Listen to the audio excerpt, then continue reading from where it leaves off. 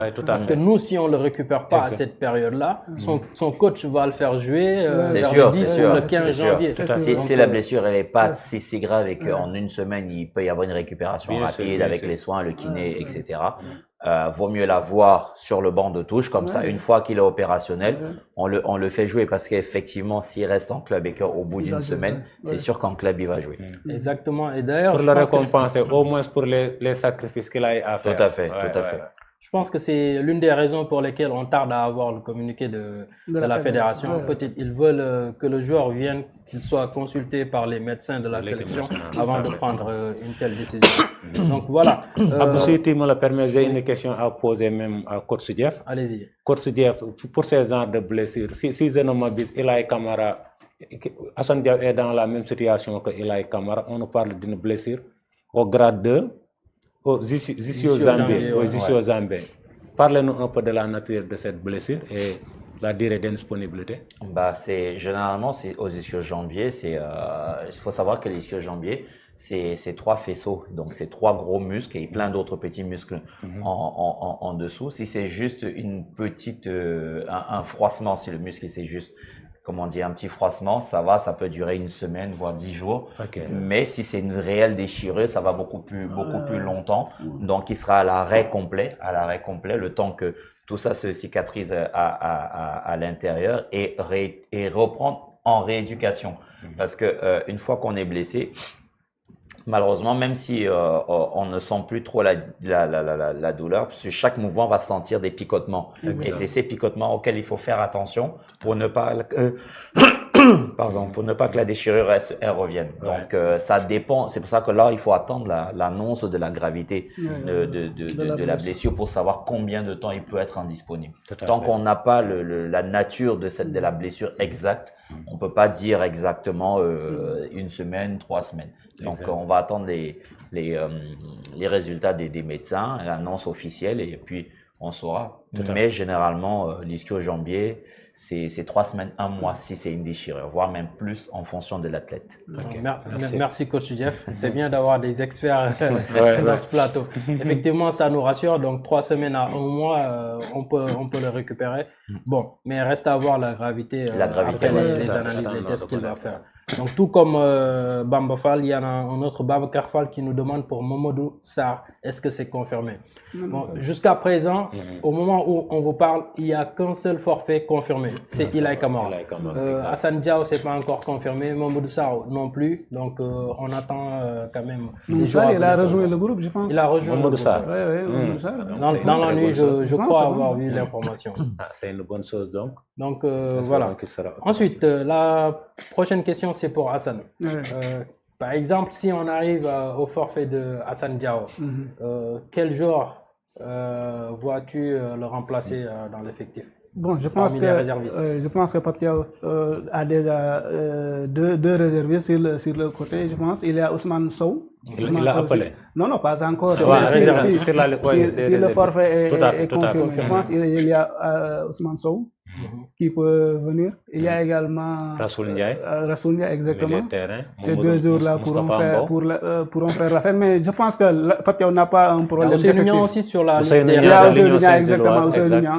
Mais Pape Thiaw n'a pas un problème d'effectif. Au départ, il avait sélectionné 10 attaquants. Donc si Assane Diao reste à quai, je pense qu'il en restera 9.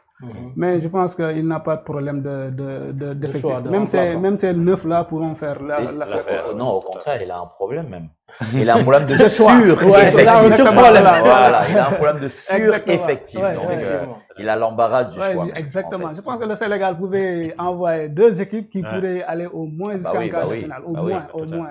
Une équipe pour la première partie, une équipe pour au fur et à mesure qu'ils avancent, ils changent d'équipe. Il a le choix. Le Sénégal n'a pas de problème de joueurs, je pense. Pour confirmer ce que tu dis, il y a les spécialistes, il y a beaucoup de spécialistes qui parlent de la même chose. Le Sénégal peut faire 2 équipes différentes sans perdre en qualité. C'est ça. 2 équipes différentes sans perdre en qualité. C'est-à-dire l'effectif est vraiment très bon. Donc la même question pour Lamine. Si aujourd'hui on est arrivé au forfait d'Hassane Diao, peut-être tu pencherais plus sur Ousseynou Niang ou Ousmane Sow. Ousmane Sow. Si le forfait d'Hassane Diao parvient à être acté, je pense que Pape Thiaw pourrait faire appel à Ousmane Sow. Le garçon est très réclamé par les supporters et observateurs. Peut-être ce sera son heure de montrer tout son talent si l'on sait qu'il réalise de très bonnes performances en Pologne. C'est plus important de partir avec un nouveau joueur ou bien un joueur qui connaît déjà la tanière, comme par exemple Ousseynou Niang. Le problème en est que oui, là aussi c'est un problème parce que Pape Thiaw, certes Ousmane Sow est en train de briller en Pologne, mais Pape Thiaw ne l'a pas encore vu à l'œuvre. Ce serait aussi, il y a Ousseynou Niang qui a déjà fréquenté la tanière et a montré ses preuves. Peut-être aussi que Pape Thiaw peut sélectionner Ousseynou Niang. D'accord, ok. Il y a aussi en plus, Ousseynou Niang fait partie des gens qui animent la tanière, quoi. Niveau ambiance, c'est le top joueur. Ambianceur, quoi. Ambianceur, Et c'est bien, par exemple, dans des compétitions comme ça, d'avoir des joueurs qui vont détendre l'atmosphère. Tout à fait. Bon, voyons voir. J'espère d'abord que Hassane Diao ne sera pas forfait. Il sera peut-être dans la liste. Je le souhaite.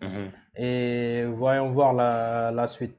Maintenant, on parlait tout à l'heure d'un autre cas qui était blessé lors du dernier match, qui est sorti en boitant. C'est Mamadou Sarr. Bon, peut-être plus de peur que de mal, mais c'est un cas à suivre. Coach Jeff, un joueur qui boite et qui sort en boitant lors du dernier match avant le rassemblement en équipe nationale, est-ce que c'est sûr de compter sur lui à 100%? Bah, généralement, quand on fait sortir un joueur et qu'il boite, ça ne veut pas forcément dire que la blessure elle est grave. Généralement, c'est pour préserver le joueur. Et s'il boite, c'est normal qu'il boite parce que à partir du moment où on a eu, que ce soit une entorse ou une élongation, peu importe la blessure, on demande de ne plus poser ce pied par terre. Donc, c'est normal qu'en sortant, qu'il boite un petit peu pour éviter de fragiliser et d'aggraver la blessure. Donc, ça ne veut pas pour autant dire qu'il n'est pas apte à jouer. Si les examens disent qu'il peut jouer, il pourra jouer. Ok, d'accord. Bon, en tout cas, c'est un joueur qui a énormément de potentiel, qui a choisi le Sénégal au moment où il pouvait choisir la France. Je vous rappelle le jeune joueur qui est capitaine à Strasbourg, qui appartient aujourd'hui à Chelsea, qui est champion du monde des clubs.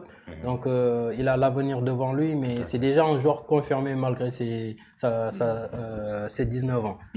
Donc, voilà. Au-delà de ces trois joueurs dont on parle, en fait, il faut juste rappeler dans le monde du football, une blessure peut survenir de nulle part. Exactement. Donc, il faut faire juste attention, même pendant les séances d'entraînement, les matchs. Il peut y avoir qu'il y ait d'autres joueurs qui sont blessés et qui sont forfaits. On a tellement assisté à des situations pareilles. Donc, dans ces genres de cas, comment les joueurs doivent prendre leur séance d'entraînement? Est-ce que ça doit être intense ou ça doit être un peu modéré, Coach Jeff? Bah, à ce niveau de la compétition, bon, on est déjà à quelques heures de la compétition, les séances intenses ne servent plus à rien. Là, ce qu'ils sont en train de faire, ce sont des réglages d'automatisme, c'est-à-dire parce que la plupart des joueurs, certains sont nouveaux, donc du coup n'ont pas encore le rythme, ils ne comprennent pas encore le système de jeu de la tanière. Là, c'est juste des réglages. Parce qu'effectivement, sur une